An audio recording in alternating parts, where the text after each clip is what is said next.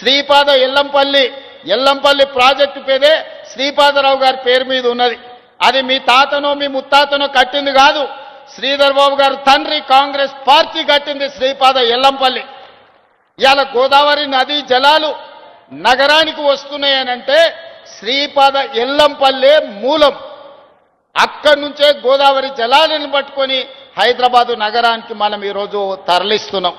ఆ సంగతి మర్చిపోయి ఈరోజు మల్లన్న సాగర్ నుంచి అంటున్నాడు. మల్లన్న సాగర్ ఎప్పుడే రాజశేఖర రెడ్డి గారు 2008-9లో ప్రారంభించిన ప్రాజెక్టు కాదా? ఆనాడు మహారాష్ట్ర సరిహద్దుల్లో ఆదిలాబాదులో ప్రారంభించిన తుమ్మిడిహెట్టి ప్రాజెక్టు చేవెళ్ల వరకు తీసుకెళ్లాలని ప్రాణహిత చేవెళ్లని ఆనాడు డాక్టర్ వైఎస్ రాజశేఖర రెడ్డి గారు ప్రారంభించారు. దానికి పెద్దలు కాక వెంకటస్వామి గారి సూచన మేరకు డాక్టర్ బాబా సాహెబ్ అంబేద్కర్ ప్రాణహిత చేవెళ్ల ప్రాజెక్ట్ అని పెట్టుకున్నాం. ఇవాళ